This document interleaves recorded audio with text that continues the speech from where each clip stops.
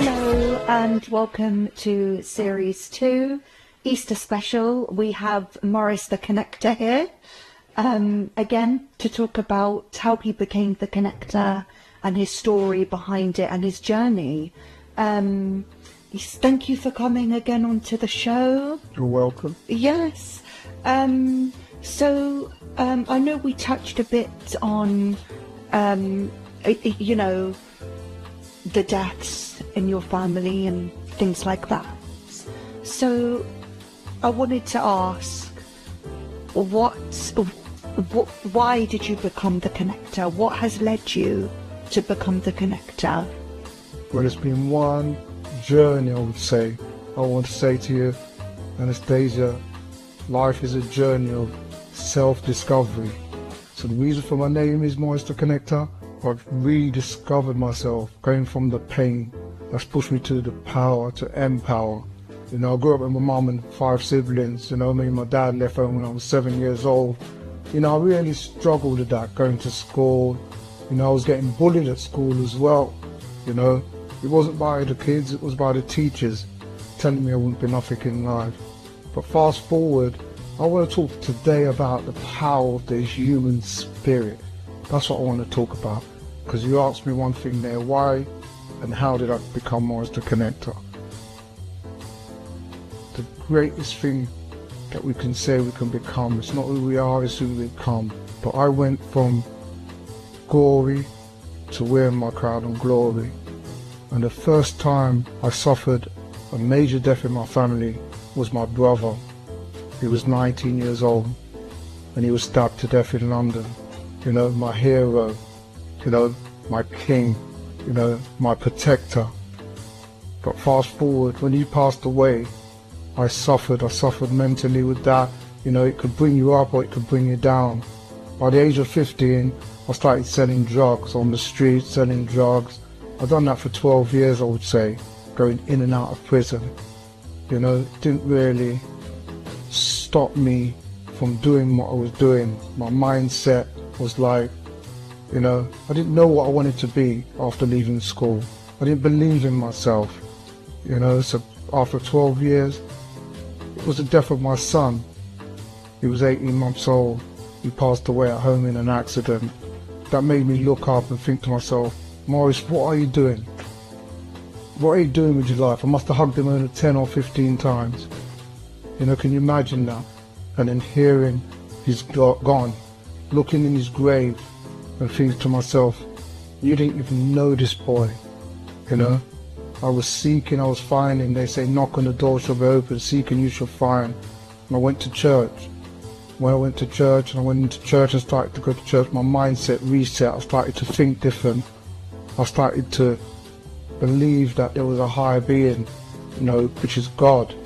Everybody was singing and dancing in church. I used to be dancing in a nightclub.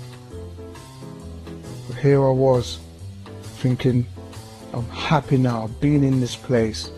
But fast forward, after going through that, I started to work for the first time. Can you imagine?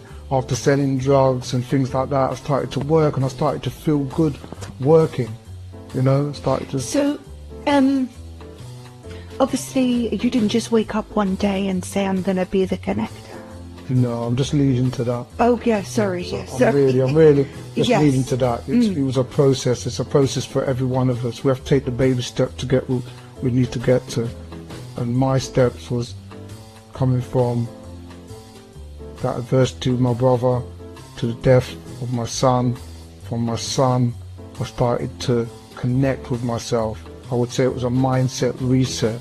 My mindset reset. I started to come out of darkness. I started to see the light. I started to think different. I would say we have to think different to become different. So I became a person of thinking I can do something. I can work now, because I never worked in my life. After 7 years, I was able to set up a chauffeur company that now drives Justin Bieber, Beyonce, A$AP Rocky, Rihanna. That's amazing. Yeah, doing all of that. I never believed I could become that person, but life is a journey of pain. But that pain will push you to your power. And after 12 years of doing that, the next death in my family was my sister, 2 kids, they got murdered. by the Father. You know, I was saying, why me, God? Why me? You know, because I was feeling so much pain. Why does it happen to us? Yeah, why does it have to happen to us?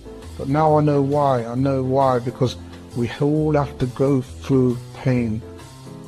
They say there's no test, then you have no testimony. I looked at my mess. I put a message from my mess, and I was able to transition that by believing in God. There was a reason for all this. And I started to work hard, just carried on working hard, and then the next death was my sister. She passed away in 2007. My mum passed away in 2010. My dad in 2011. My wife committed suicide in 2015 and lost another son in 2018. But I could sit here, and I can't go through everything, but one thing I could say, when I used to say, why me, Anastasia, now I say, try me, because I believe it had to be me, to find the real me inside of me, that spirit in me, that spirit that has made me become this person of power, to empower others, to show them that your pain is your gain. Like when I go to the gym, I go to the gym to build muscle. Life is about building muscle, going through it. Knowledge and wisdom, like Bruce Lee said, knowledge will give you power. Character will give you respect by knowing who you are. I know who I am now, and that's why I call myself Morris the Connector, because I'm connecting to myself. I now go to schools, I have a charity, you know, I go around the world speaking my truth now, you know, and showing people that I ain't lucky. It's what I chose to do with that pain. And everyone that's listening today, I can say to that, you are a king, you are a queen. When you're born, we're dying. We're seeking to find ourselves. We're going to have to go through the pain to find that purpose. But we have to try and make the right choices. I made the right choices. 33 years I haven't drank alcohol or smoked marijuana.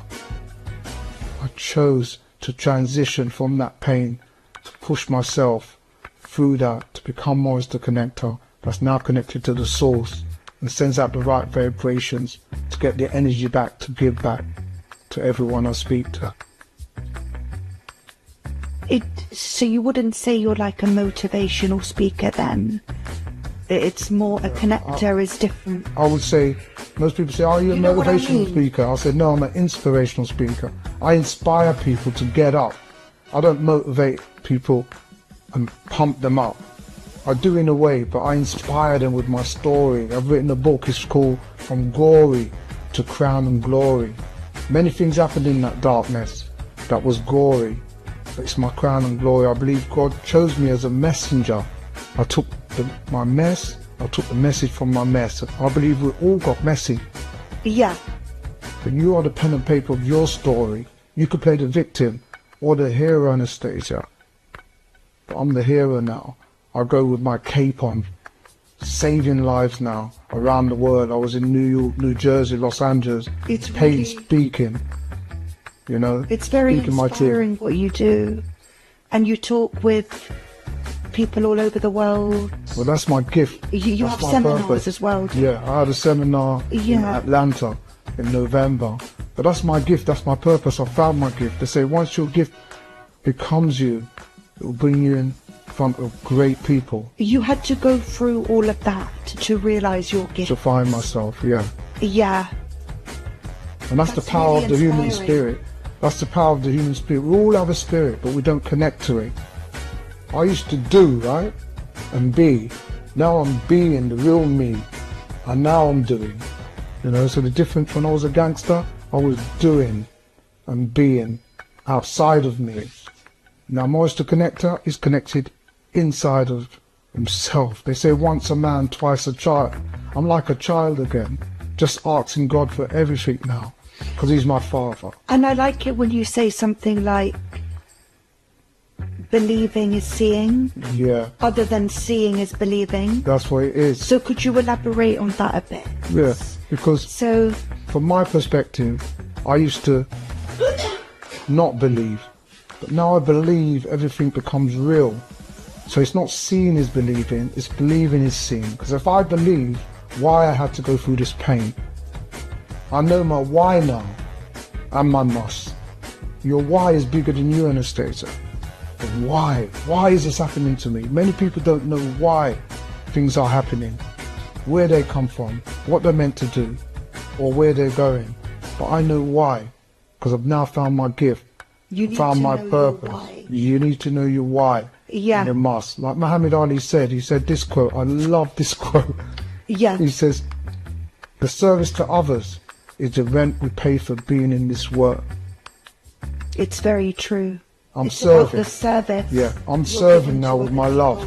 And one of my favourite quotes is, I have all the ingredients now. Desire, dedication, determination. I stay persistent in anything I do to become who I need to become. If I was a cake, I would eat myself. I love myself so much. Because you see, love, Anastasia, real love, like Bob Marley said, one love. One love. There's only one love, not two love, three love. Somebody says they love you. One love. Yes. Takes you to the highest frequency. Because with love, there's no hate. We just elevate and speculate to relate, to associate, to collaborate. That's why I'm here. Do you understand? Yes. Right? Because I love you. I love everyone. Even if you don't love me, I can love you from afar. Exactly. Understand? So that love is deep. You've got a lot of love Connection, to give. yeah. And that's the connection we need. Yes. That love. To love others. But you've got to love yourself first. It's no use loving others and not loving yourself and fighting with yourself. You've got to love you. So where can we find you then? You can find me on Instagram. I am Morris the Connector. Okay. Facebook, Morris the Connector. My website, Morris the Connector. LinkedIn, Morris the Connector. YouTube, Morris the Connector. Morris the Connector is connected everywhere. Yes. And people can book to see you, book tours. On my calendar, on everything. They could book a free discovery session. I'm here. It's not about the money. And this is when I go to the schools. I go to schools and tell my story and show the kids. In every follower, there's a leader waiting to come out. And what I say to the kids, I never had someone like me come into your school telling you you can be great. Because within you, you have the power in you to become the real you. But make yourself, don't worry about the money. We don't have to worry about the money Anastasia, like I did. They say money is the root of all evil, but it's not. It's the love that I had for the money. I was doing all this stuff to make money. But you're the money. Because you're a valuable person. You're interviewing me.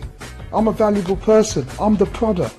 So make yourself a valuable person in the world and the money will come to you. You don't have to worry about money. And that's what I show the kids. Don't worry, just find a progressive idea. Stick to it. Keep doing it. Doing it. Doing it. Doing it. When do you stop? Don't stop doing it if you love it. If you don't love it, you can change it. Change happens, progress doesn't. You can change anything you want to change. That's the power we have. Serious. Thank you so much, Morris. Those are very inspiring words, and I hope everyone does feel inspired today. And yes, please do follow him and book his tour. And hopefully we'll see you again. Thank you so much. Anytime, you're welcome. I love talking. Let me just say this. My mum and dad used to call me a parrot when I was 7 years old. I used to cry. Now I get paid for speaking. I found my gift. I found my purpose. You have a gift. You have a purpose. Let's do it. Well done.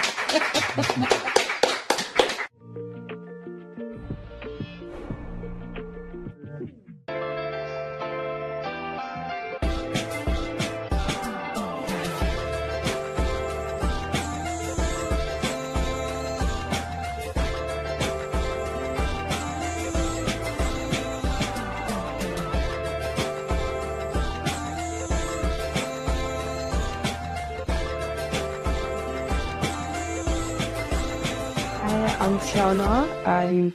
This is Mind Over Matter. I'm here with Josiah, who's going to open you up about how he deals with autism.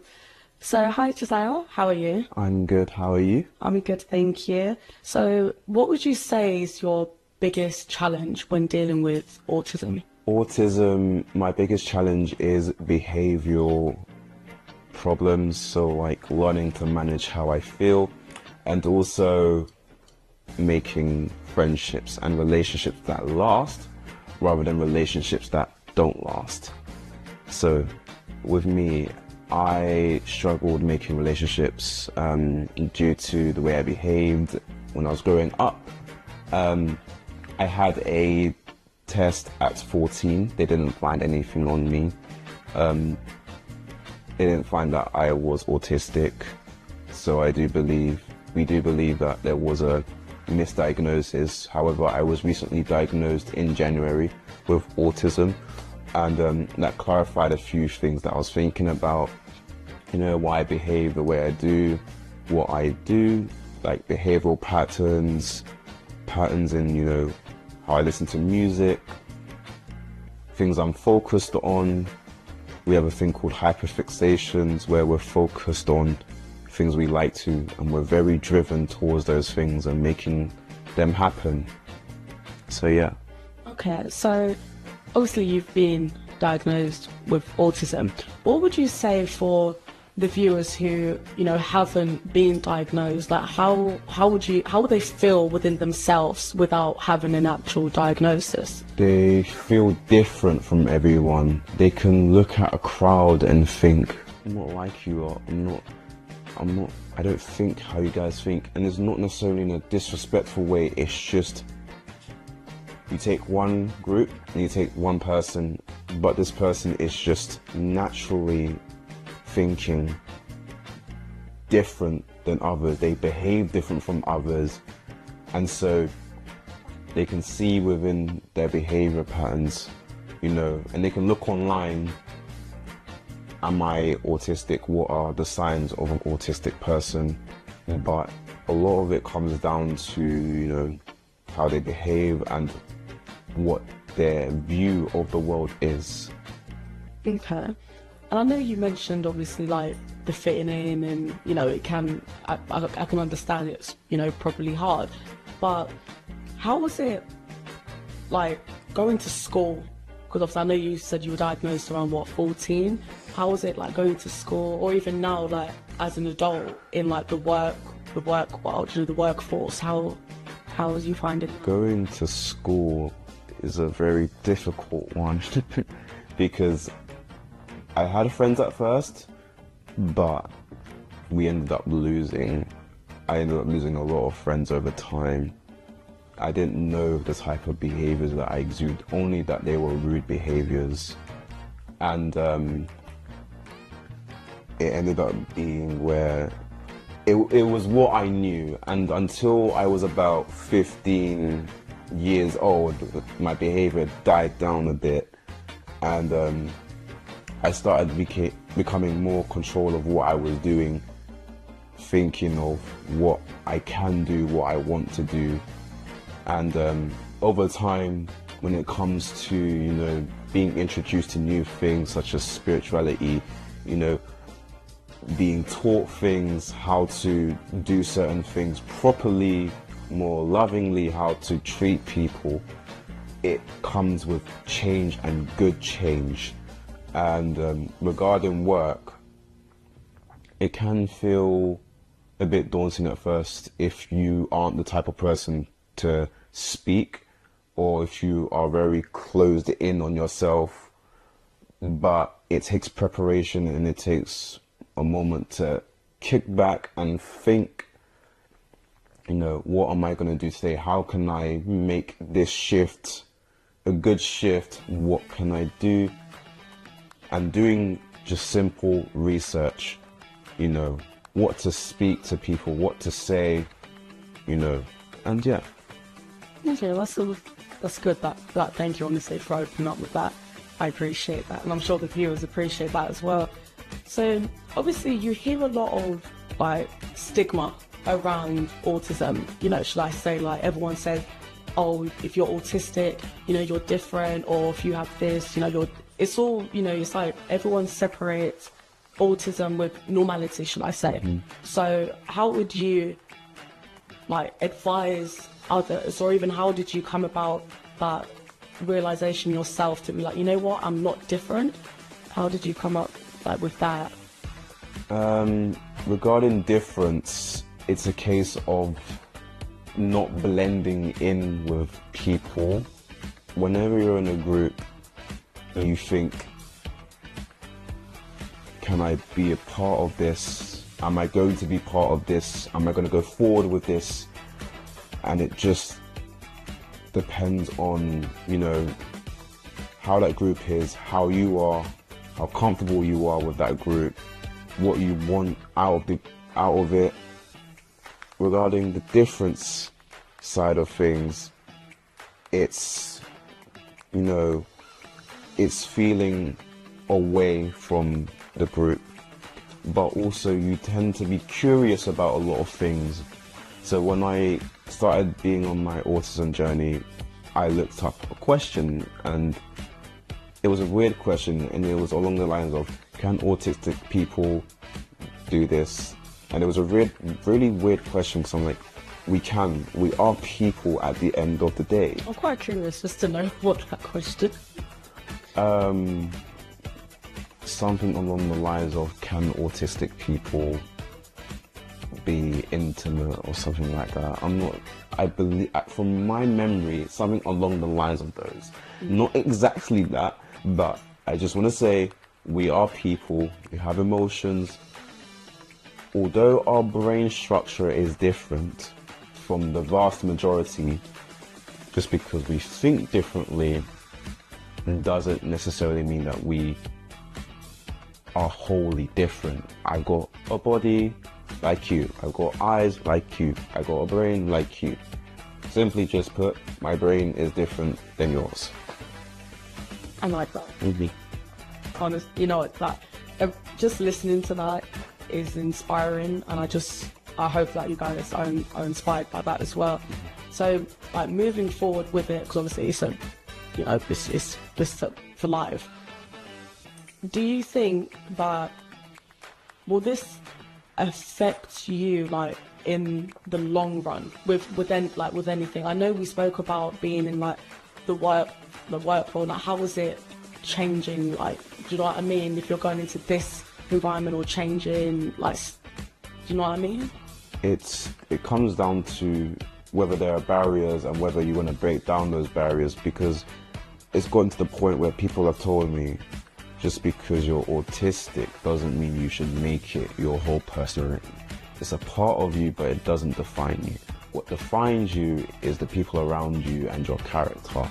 So for me, going forward, what I put my mind to, it's a case of, do I want to make it succeed for me, or do I want to put it to the side, or do I actually want to focus on it? I like that. That's really good that you think that way.